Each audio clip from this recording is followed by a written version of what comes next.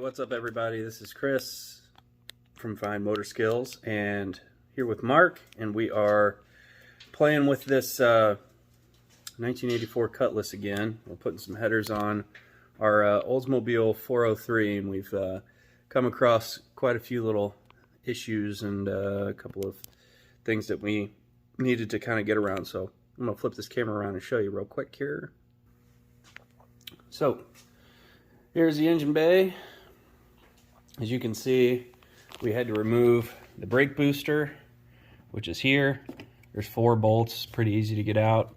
You just kind of have to crawl upside down underneath the steering wheel, get those out, and then they just bolt to the flange here on the brake booster. The brake booster kind of is self-supported by the brake lines.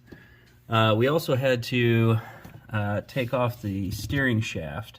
The steering shaft runs from the column, which is poking through the firewall here, and then it kind of goes all the way down. You can kind of see right there, it goes to that little guy there. So we took that off as well, because this header would not go over this dipstick tube with all of that stuff on. It actually wouldn't fit in there at all, so we had to take all that stuff out. I also removed this steering column with the 4 bolts here. There's 1, there's 2, 3, 4, somewhere down here. Sorry, under right there.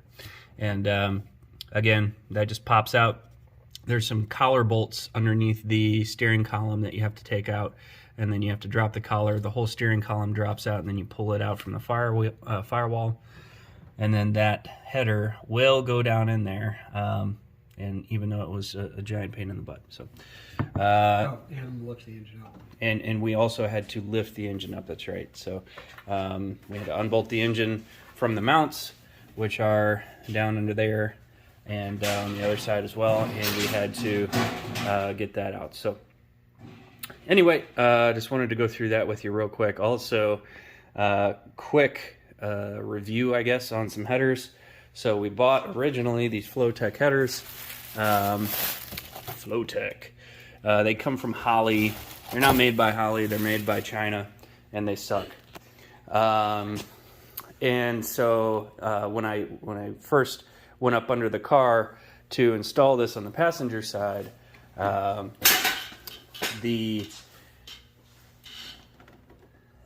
can see there's nothing on there right now. But that cross member that runs underneath the engine, this is an Oldsmobile engine. Here, I'll get back into my hand modeling days. Yeah, so it's right. I can't even see my hand. Yeah, it's kind of hard to see down in there, but yeah, it's right there. Anyway, I believe it was the second tube on the header was hitting that, and the flange would not mount to the block, or the head rather. So I took it out. I called Holly. And I said, hey, these things don't work. And they said, yeah, those things are junk. And I said, okay, well, why do you sell them? And they said, I don't know, I just work here. So I told them to send me another pair. So they sent me another pair, and the exact same thing happened, because I figured, you know, since they are made overseas, then maybe the fixture or jig that they used wasn't quite right. So anyway, not the case. They just are not laid out correctly, and they're junk. So anyway, we went with Hedman headers, and these actually fit much better, and maybe I'll do a quick follow-up video to show you that. But anyway, yeah, thanks for tuning in, guys, and we'll see you soon. All right, we're back underneath the car,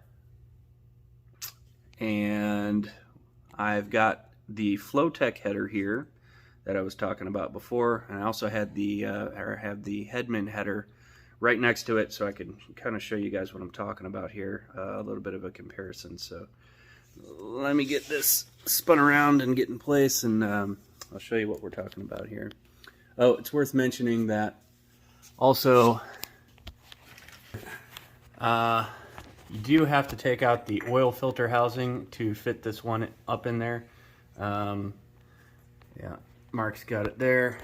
So just a couple of bolts. I think it's what is it, 3? 3 bolts. 3 bolts, and it just comes right out. You don't have to put an oil pan underneath it or anything like that. It should just come out. It might have a little residual oil, but should be good otherwise. Anyway, down to the headers here. So on the left, we have our Hedman header, and on the right in the plastic bag is our Flowtech header. There's a large price difference in between these headers. Mark's going to unbag it for us here.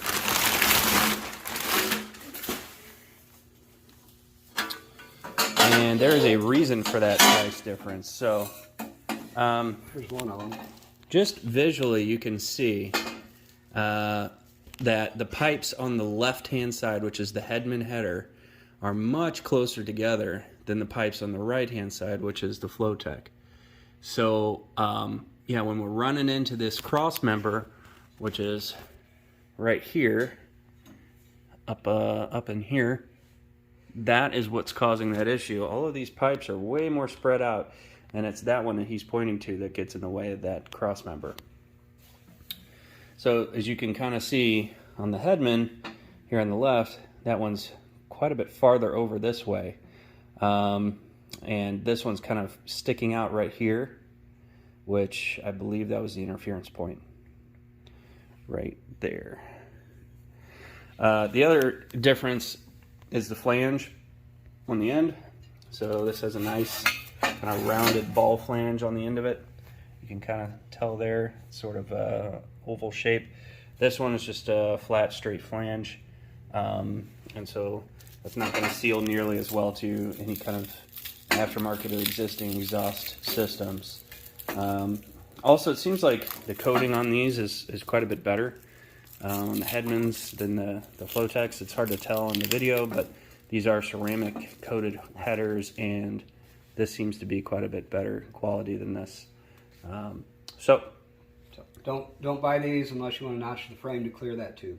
Right, or hit the tube on the header and destroy the coating, which kind of makes no sense. And you'd have to dent it about halfway, which defeats the purpose of putting a header on. Right. So anyway, hopefully this helps you guys, and we'll talk to you soon. Thanks.